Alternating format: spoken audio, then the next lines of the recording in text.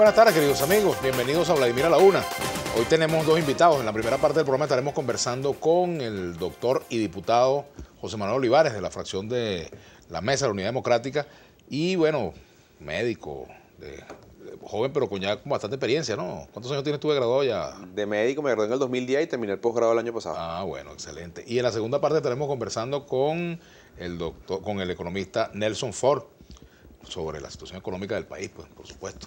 Bienvenido. Vladimir, gracias por venir.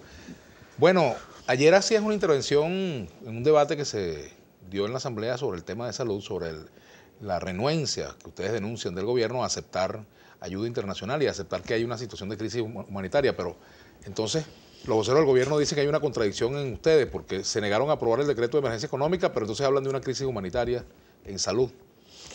Bueno, totalmente distintos los asuntos, ¿no? Primero, aprovechar que era el Día del Médico, Día de Vargas, además, mi estado donde resultamos electos el 6 de diciembre. Un abrazo a todo nuestro estado Vargas. Y además, reconocer ese trabajo no solo de los médicos, Vladimir, y me robo un minuto, sino nunca fue tan difícil trabajar en un hospital de Venezuela. Y hoy los hospitales de nuestro país funcionan gracias a médicos, enfermeras, camareros, camilleras, que su vocación humana ante su mal sueldo, de la salud, que son de la salud, es el equipo de la salud, sin duda alguna. Yo creo que el 10 de marzo no es el Día del Médico, sino el Día de la Salud y de todos los que trabajamos en un hospital. Sí. El gobierno salió con un decreto económico que no buscaba más que quitarle las funciones a la Asamblea. Ellos buscaban ahí una licencia para expropiar, para poder confiscar cualquier empresa. Tienen 1.300 expropiadas que hoy no funcionan. Ellos buscaban construir un corralito económico para que el gobierno decidiera lo poquito que tenemos, cuándo lo utilizamos y cómo lo utilizamos. Y buscaban además quitarnos la función contralora, de ver qué hacen, qué no hacen y qué gastan la plata.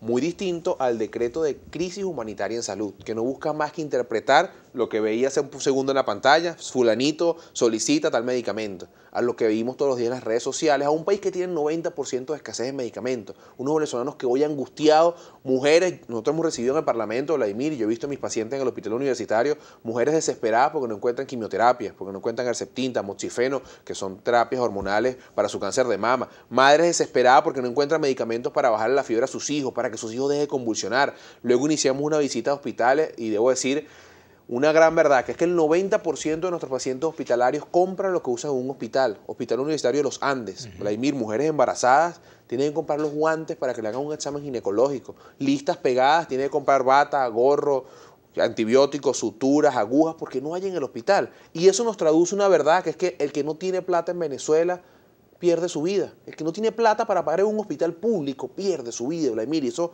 habla o denota una crisis humanitaria en salud. Y además esto lo contrasto con dato oficial. La memoria y cuenta evidencia un aumento del 300% de la mortalidad general del país. Data de la ministra del Ministerio del Gobierno Nicolás Maduro. ¿Eso qué quiere decir? Que de cada 100 pacientes que vemos en un hospital, 33 pierden su vida. Esto es la cifra más alta en la historia de Venezuela y de Latinoamérica. Estamos hablando de que 33 de cada 100 se mueren y la explicación es lógica.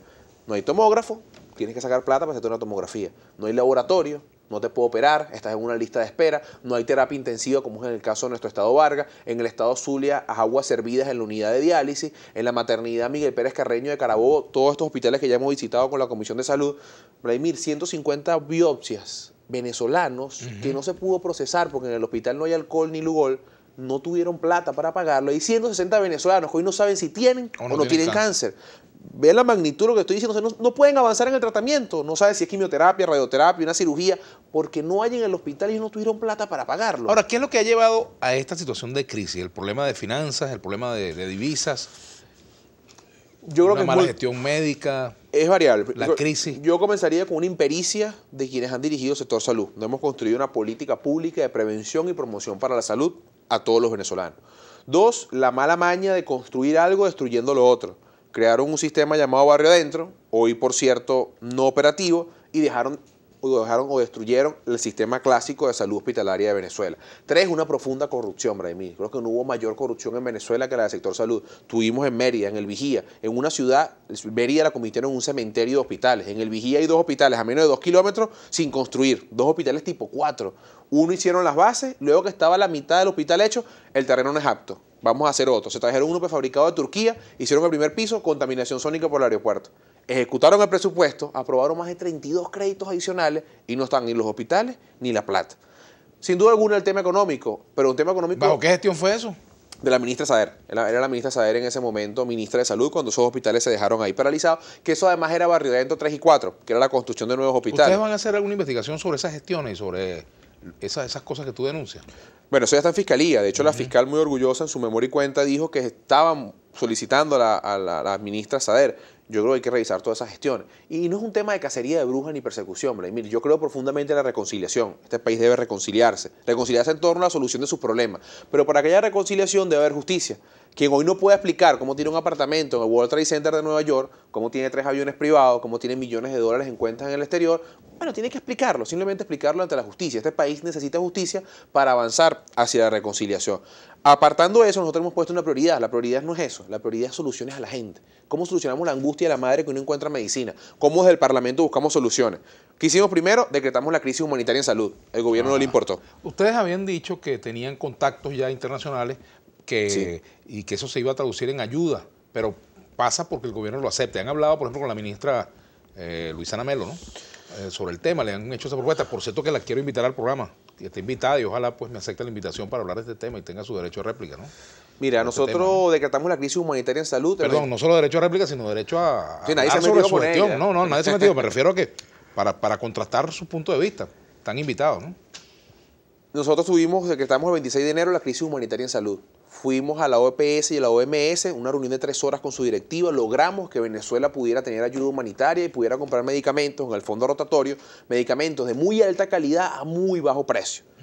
Llegamos a Venezuela. En mejores condiciones, por ejemplo, que los convenios que ha habido de compra de medicamentos. Sin ser medicamentos chimbos y sin estar llenos de corrupción, como lo que ha hecho el gobierno con India y estas empresas. Con Farmacuba. No olvidemos que estuvimos en Cefar y no nos dejaron entrar y hasta donde pudimos llegar encontramos cajas y cajas de medicamentos y guantes vencidos.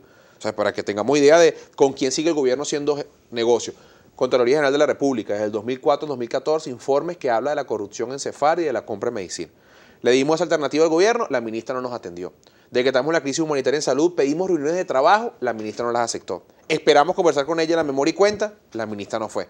Al final, los hechos demuestran que le importa muy poco la vida de los venezolanos, que le importa muy poco la angustia de los venezolanos, sino están como que muy cómodos en el lujo del ministerio, de las camionetas y de todos los lujos que sabemos que tienen los ministros y quienes dirigen este país.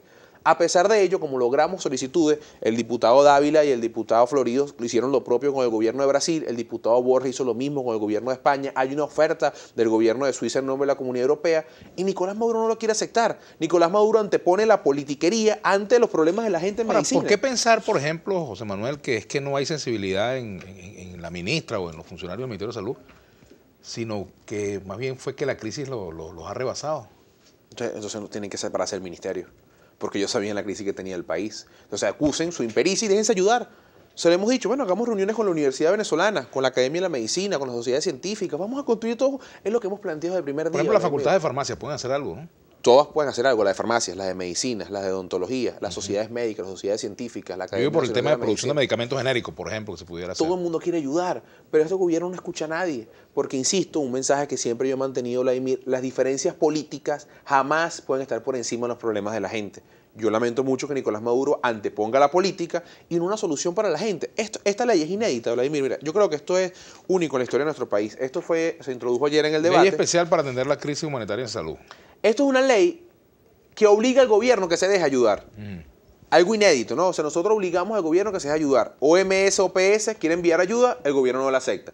El gobierno de Brasil quiere enviar ayuda, el gobierno no la acepta. La Comunidad Europea quiere enviar medicamentos para que usted deje de tener la angustia de no encontrar medicina y el gobierno no la acepta. ¿Qué hicimos del Parlamento? Bueno, saquemos una ley para que el gobierno se deje ayudar, para que el gobierno tenga la obligación de aceptar toda ayuda humanitaria que solvente el problema de medicamentos y de insumos médicos a los venezolanos. Lamentablemente, insisto, inédito que tengamos que nosotros del Parlamento sacar una ley para que el gobierno se deje ayudar, para que el gobierno solucione el problema de los venezolanos, que no le cuesta nada. Si el gobierno dice que tiene un problema económico del barril de petróleo, ¿por qué no pides ayuda? ¿Por qué no aceptas la ayuda? Entonces, fíjate las grandes contradicciones. La explicación, ¿cuál es? Nicolás Maduro está atrapado por la soberbia, por la prepotencia del poder y no entiende que hay un país que quiere soluciones, que hoy hay un contraste muy grande entre la Venezuela que ellos aluden con la guerra económica, la derecha, la izquierda, el cuento, y la Venezuela que hoy no encuentra medicinas, que está en los hospitales, que quiere soluciones, porque en definitiva, Vladimir, y aquí hablo como médico oncólogo, radioterapeuta, yo nunca he visto una biopsia que diga usted tiene cáncer de derecha o de izquierda. Simplemente tiene cáncer y hay que tratarlo, hay que darle respuesta y es nuestra obligación construir las soluciones para que todos los venezolanos, no solamente, y esto lo digo, mire, recordando a los niños que protestaron por quimioterapia, Vladimir, ya es duro tener cáncer, ya es difícil, es una enfermedad familiar, ya tienes que luchar contra el cáncer y además tienes que luchar para que haya medicina, para que te atiendan, para que te operen, para que te den radioterapia. Eso es totalmente injusto, totalmente innecesario y es parte de lo que nos motiva, bueno, a seguir adelante en construir soluciones. Ahora, fíjate tú, ese tema de los medicamentos diría que es tan grave o más grave que el de los alimentos, mucho más grave al cortísimo plazo, ya nos queda un minutico para irnos a la pausa, ¿qué se puede hacer? Aceptar la ayuda internacional y que en Venezuela estén 15 días barcos, aviones, ayuda de la Organización Mundial Panamericana para En 15 días llegaría esa ayuda. En 15 días llegaría esa ayuda, es lo que hemos hablado con ellos. Lamentablemente la única condición que ellos pusieron es que el gobierno venezolano acepte o lo solicite. A esta fecha el gobierno ni lo ha aceptado ni lo ha solicitado. Nosotros no queremos tomarnos fotos entregando medicina, Vladimir. De hecho, en esta ley está que el gobierno es el responsable de distribuir esto. Queremos solucionar el problema de los venezolanos que no encuentran medicamentos. Ellos dicen que crisis humanitaria es igual a posibilidad de que haya una intervención.